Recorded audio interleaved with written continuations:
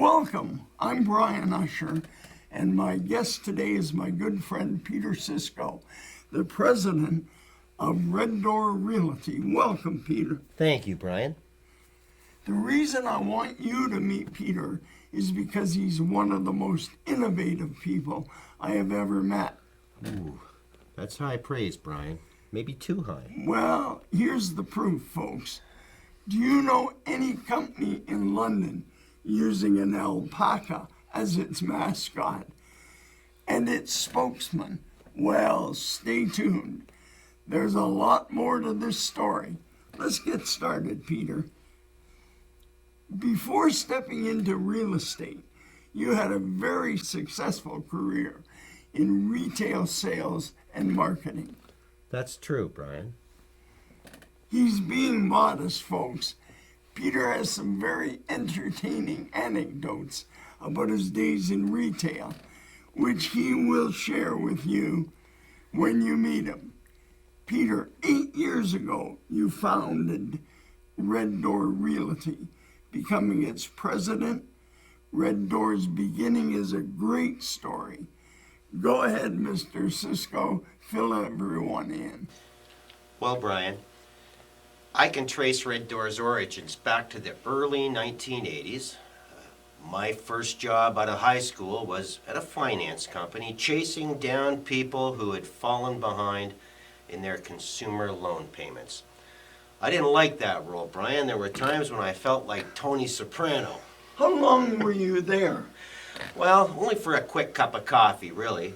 About a year, and I left and joined the Royal Bank. Now, at the bank, I learned early and fast exactly what the bank needs from their clients to have a mortgage loan approved.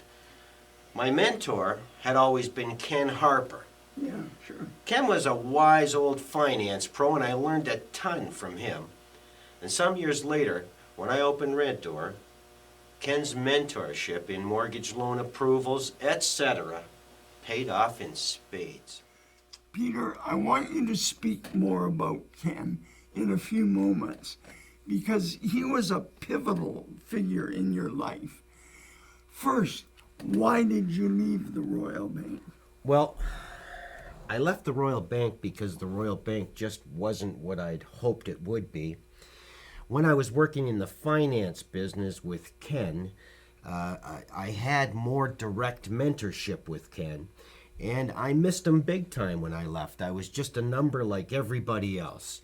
And I worked at the Royal Bank for about a year. That was all I could take, and that's when I went into direct sales. At that time, I was working for the Royal Bank, and I wasn't very happy.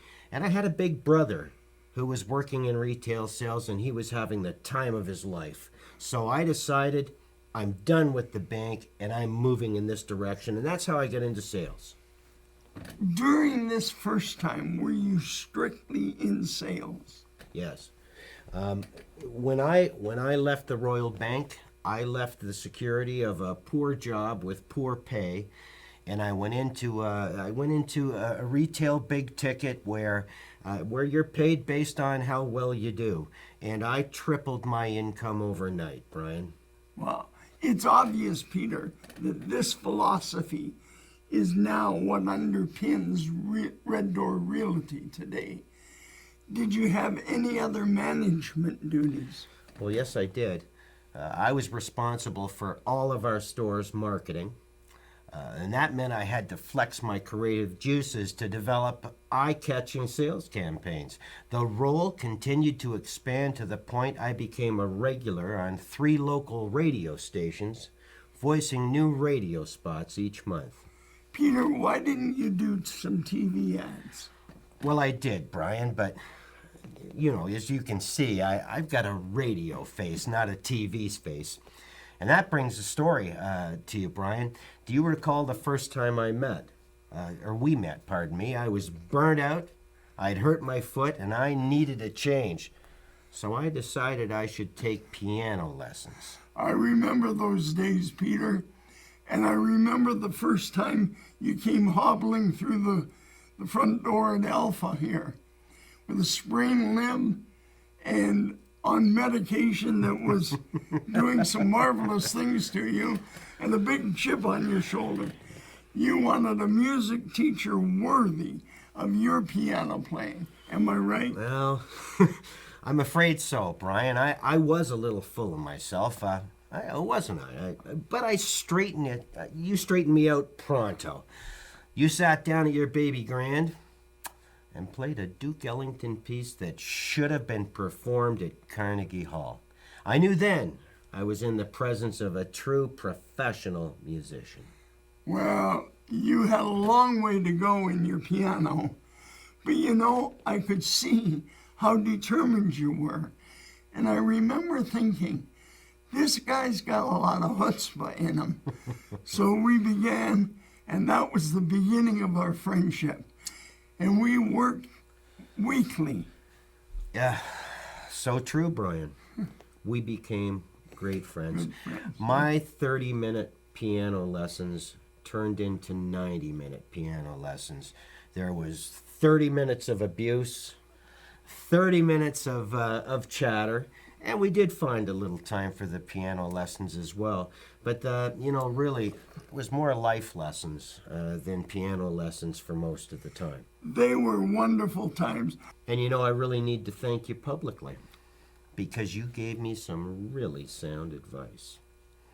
I'd reached a point where my passion for sales was the same as it always had been, but I wanted the results of my work to have a lot more impact on the people I was helping.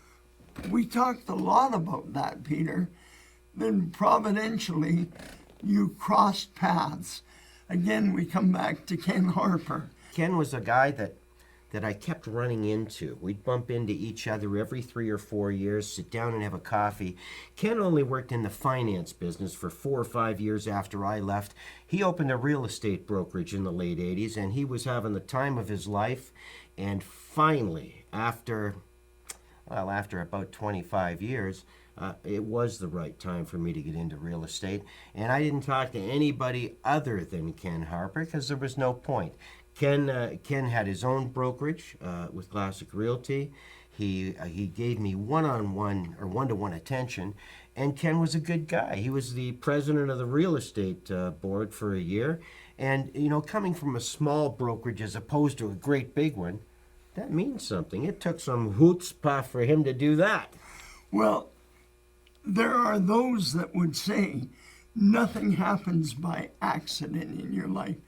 And so the running into Ken all that time was part of a direction. I know you really enjoyed working with Ken because you and I talk about it many times during your piano lesson. You became Classic Realty. Now, that was Ken's company, Classic Realty. Yes. The top salesman year in and year out. Then in 2012, Ken passed away. That had a huge impact on you. Yeah, Brian, that was one of the saddest times in my life. I was devastated. Even though I was 19 years old, actually I was 18 years old when I met Ken Harper. And the company took a chance hiring me. The age of majority had just gone from 19 to 18, and they'd never hired an 18-year-old before. But Ken gave me a shot to prove myself, and I had all the supports that I needed. It was really, really awesome. It sounds like Ken saw the same things in you that I saw musically. Ken knew you had proven to be a master salesman. Now, folks, he didn't quite become a master pianist, but he realized you had developed the creative marketing brain to excel in the business of selling houses. And learning those skills, which is what piano is all about, and applying them is what is so important. Well, Brian, one of the things you taught me over and over again is that a lot of skills are transferable. When you learn technique on the piano, you might be playing something classical, but you may see the same technique playing something in rock and roll. Yes. Same thing in sales, really. Doesn't matter if you're selling a TV or if you're selling a house. If you've got the information correct and you know what you're talking about, really that's half the battle. Now, when you were at Classic, you shared your thoughts about Red Door with some of the other guys. How did they take to that? Well, real estate agents are a funny bunch of guys. I did very well when I worked at Classic Realty, but there weren't a lot of other full-time agents challenging me. But it was a scenario where I was consistently at the top, and there were a couple of agents that picked my brain, just like I picked Ken's brain. And anything you can do to help somebody else in this business, I've always found that comes back to you. So I'm more than happy to help anybody. Yeah, That scenario. comes back Sure. to help you. And it's, I will never forget the piano lesson you came in, and your life had taken a left turn. And I think I told you at the time, and I really felt it. I said, Peter, this is going to be the best thing that happened to you. Now, I know at that point, Yep. you didn't see that, but there was just something I sensed that this was working for your good. And you sort of nodded. Yep. And then we got an advertising little campaign together for you. Yep. And it was tremendous. You worked your butt off to make Red Door a success. What drives you? That was an amazing time to sort of be with you and do those things. And we'd come up with each week. Fortunately, we had some graphics programs in the office. And we came up with ideas, and I could see that the juices were starting to bubble again. There was no quitting with you. You were determined to be at the top of the class. I don't think that's changed at all. Brian, I think thank you, first of all. But I think one of the things that I have done well over the years is the people that I work with and the people that support me are phenomenal. And when I got into real estate, one of the things, you look in the mirror and you decide how you're going to do business. And one of the things that I decided was that I was going to use only high quality people in support of me, and I was going to treat everybody with respect and honesty, and we've done that, and I'm very proud of that. At the start of our chat, I mentioned you used the alpaca Yes. as a mascot. Yes. And it's been fun. I got to tell you, Yes. it's been so much fun working and recording the alpaca voice. Yep. It's an awful lot of fun working with the alpaca, and really, Al's a very, very important part of our identification. He is what I would like to call our corporate conscience, and I think every corporation needs to have a conscience, and we have alpaca front and center in our food bank food drives, and our coldest night of the year with the mission services, and any of the other charities that we support. We're going to have alpaca there because people will donate more money if they have a smile on their face. Yep, I believe that again, that shows that the corporation has character. Yeah.